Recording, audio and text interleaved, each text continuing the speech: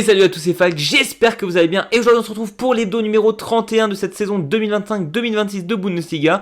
Et ce week-end, on a tout simplement eu le droit à un événement qui n'était pas arrivé depuis 50 ans. Donc on est sur un week-end totalement historique. Pour ceux que ça intéresserait, n'hésitez pas à rejoindre notre Discord, le lien est en description, où pendant ce genre de week-end de Bundesliga justement, on discute énormément de ce qui se passe. Donc si vous êtes intéressé, n'hésitez pas à nous rejoindre. On commence tout de suite avec le match du vendredi soir qui opposait le RB Leipzig à Union Berlin. Et alors pour le coup, pas grand chose à dire. Le RB Leipzig actuellement est une machine à tuer en Bundesliga. Ils sont à 5 voire 6 victoires de suite. Ils veulent absolument sécuriser leur place en Champions League. Et ça s'est concrètement fait après 25 minutes. Ils menaient déjà 2-0. On a Fengref et Romulu qui marquent littéralement 2 minutes après le premier but de Leipzig à la 25e minute. 2-0. Et Union Berlin n'a fait que chercher à recoller au score, mais c'est bien le RB Leipzig qui mènera 3-0 et qui finira, on va dire, de manière très calme pour assurer les 3 points, pour se mettre vraiment très bien au niveau de la course à la Ligue des Champions. Et à ce moment-là, le RB Leipzig n'était plus qu'à 2 points du Borussia Dortmund, qui quand même à la base avait un énorme avantage sur la 3e place. Maintenant, ça va être chaud jusqu'à la fin de saison. Et pour ce qui est d'Union Berlin, ils sont toujours dans la course pour la descente, mais vu que les clubs en dessous, ils n'ont pas forcément assuré, pour l'instant, ils sont plutôt tranquilles, il va falloir chercher les victoires lors des prochains matchs. On continue avec les matchs du samedi après-midi. On va commencer par le pire match de ce week-end. La peste contre le choléra, Wolfsburg contre Gladbach. 2 styles de jeu absolument dégueulasses à regarder jouer. Et score final 0-0. Le seul moment intéressant finalement, c'est la grosse embrouille en plein milieu de match qui a d'ailleurs valu un carton rouge à Kastrop. Mais mis à part ça, c'était désastreux. Pas vraiment d'occasion nette. Alors oui, si on va dire qu'il y a les gardiens qui ont fait un bon taf sur une action chacun de leur côté.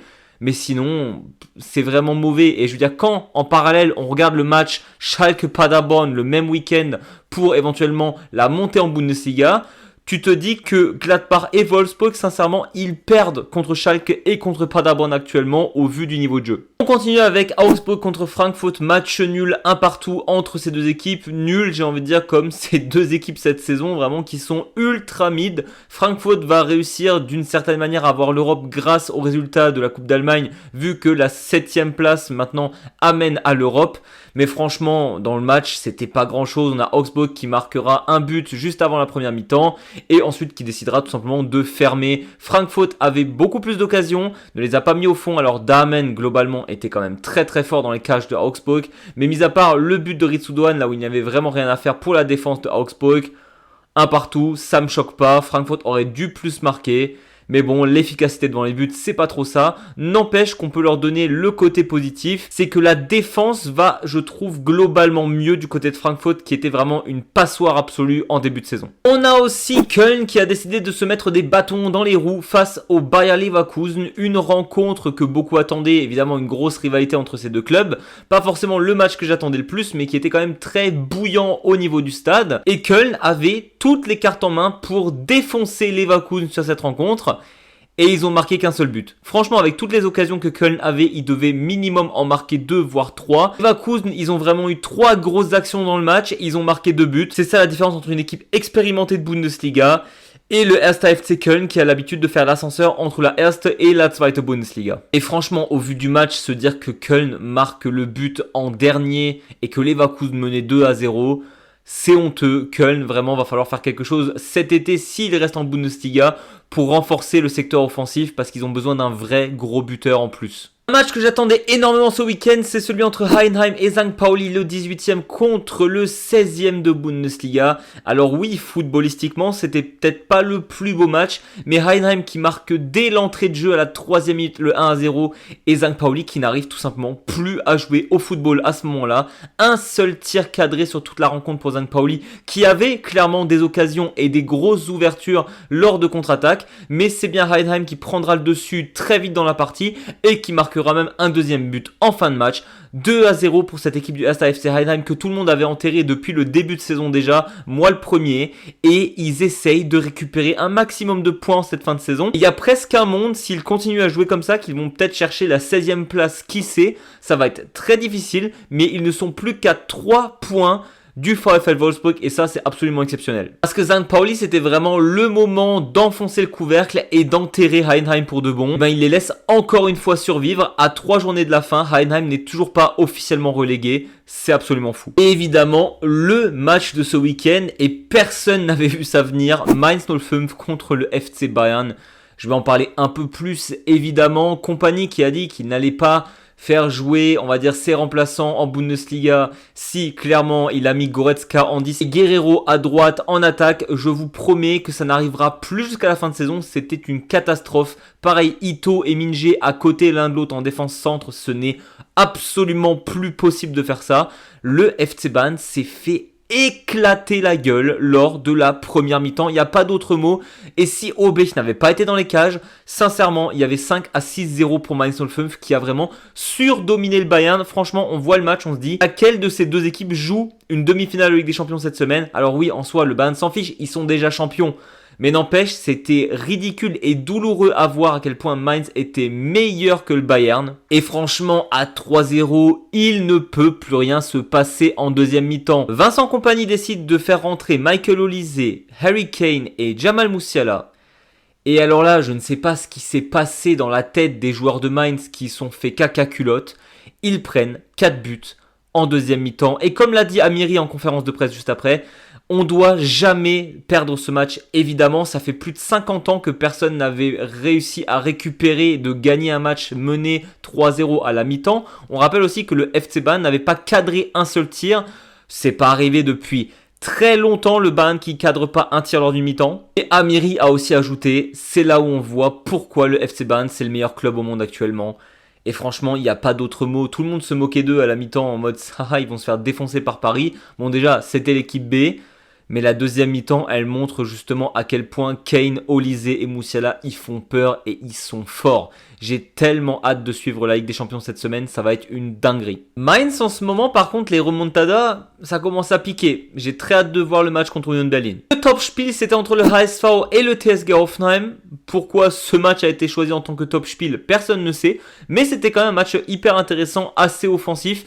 Mais que Hoffenheim a vraiment dominé. Pour le coup, ils vont beaucoup mieux. En 3 matchs, ils ont 7 points de prix. Eux qui étaient vraiment dans une phase descendante depuis quelques semaines, ça va vraiment mieux. Et ils sont de nouveau à fond dans la course pour éventuellement aller en Champions League l'année prochaine. C'est facile à dire parce que c'était les deux buteurs. Mais vraiment, je trouve que Aslani et Lempale, ils ont fait un très très bon match du côté du TSG. Et s'ils avaient été un peu plus réalistes devant le but du HSV, ils auraient gagné 3-1 voire 4-1.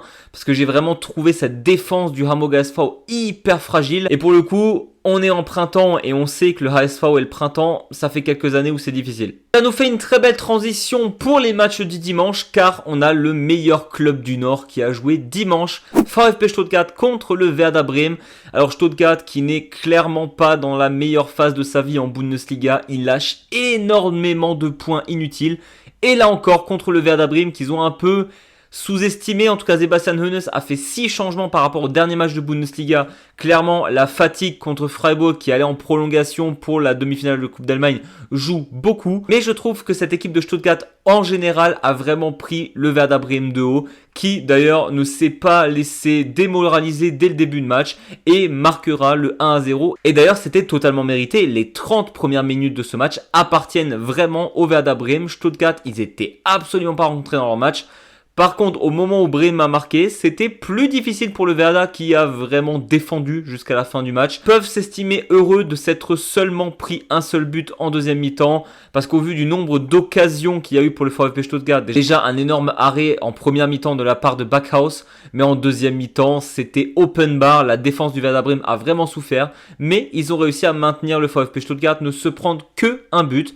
Et franchement, un point gagné à Stuttgart, c'est un excellent résultat pour le Werder Bremen qui joue pour la descente, là où tous les autres clubs ont contre-performé. Et Stuttgart, quant à eux, du coup, ils se relancent tout seuls comme des grands dans la course pour la Ligue des Champions et sont à égalité de points avec le TSG qui va beaucoup mieux. Cette fin de saison s'annonce électrique. Et le dernier match de ce week-end, c'était tout simplement une promenade de santé entre le BVB et le SC Freiburg. Dortmund qui n'était pas bon ces dernières semaines, mais qui ont là affronté leur adversaire préféré en Bundesliga lors du 1000e match du BVB dans leur stade, ce qui est quand même assez dingue. La semaine prochaine, lors du match contre Gladbach, ce sera leur 1000e match à l'extérieur.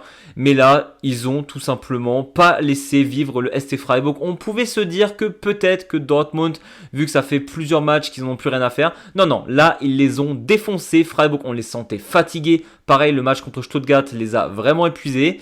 Et donc, tu te retrouves avec un BVB qui écrase Freiburg dès la première mi-temps.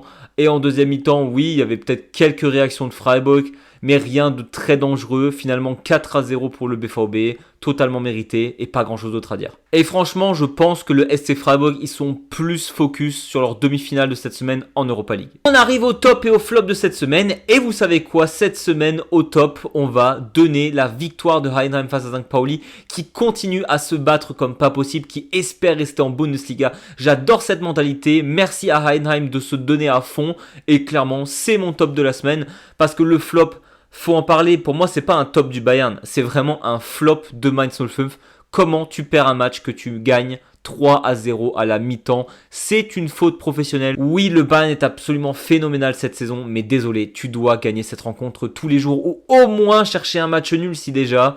Là, c'est une faute professionnelle. C'est le gros flop de cette semaine. Petit point classement, et on a toujours le FC Bayern seul en tête avec 82 points. Le BVB est deuxième avec 67 points. Le RB Leipzig troisième avec 62 points. Et alors là, c'est ultra serré. 57 points pour Stuttgart et le TSG. Et on a Leverkusen qui n'est pas loin non plus. Donc franchement, cette fin de saison s'annonce absolument folle. En bas du classement, on a Heidenheim qui cherche encore des petits points et qui a donc 22 points. Le VfL Wolfsburg est 17e avec 25 points. Et St. Pauli est 16e avec 26 points. C'est ultra serré. Sachant que juste après, on a plusieurs clubs avec 31 et 32 points.